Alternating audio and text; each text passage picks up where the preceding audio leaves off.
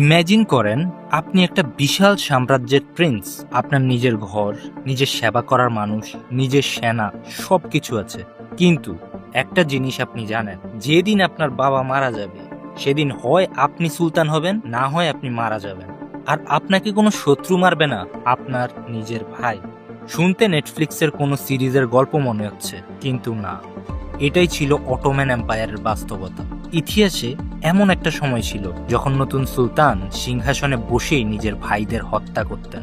শুধু একজন না, কখনো কখনো 10 জন, 15 জন, এমনকি আরো বেশি।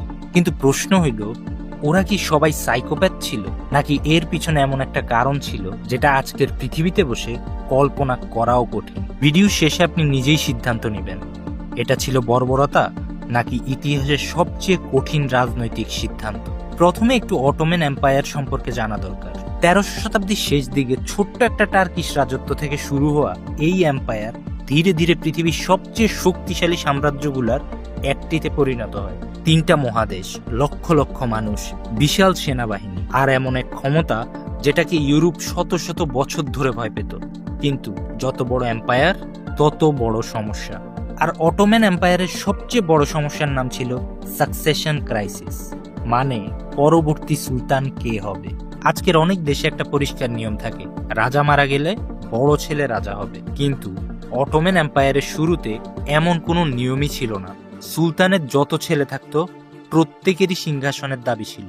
ধরেন একজন সুলতানের 8 জন ছেলে আছে, বাবা মারা গেলেন, এখন কি হবে? ভোট? না। আদালত? না। সংবিধান?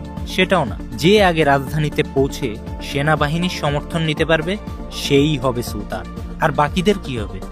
সেখান থেকেই শুরু হয় সিভিল ওয়ার। ভাবেন একটু, একদিকে একজন প্রিন্স, অন্যদিকে তার নিজের ভাই, দুইজনেরই আলাদা সেনাবাহিনী, দুইজনেরই সমর্থক, দুইজনই দাবি করতেছে আমিই আসল সুলতান।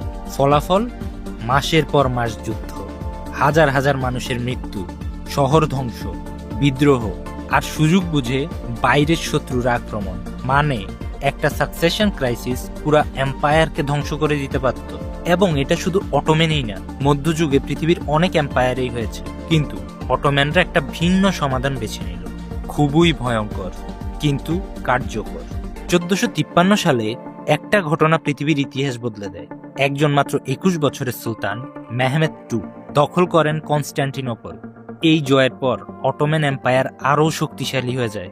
কিন্তু মেহমেদ টু একটা বিষয় খুব ভালোভাবে বুঝেছিলেন, আমি যদি মারা যাই আর আমার ছেলেরা যদি একে অপরের বিরুদ্ধে যুদ্ধ শুরু করে, তাহলে এত কষ্টে বানানো এম্পায়ার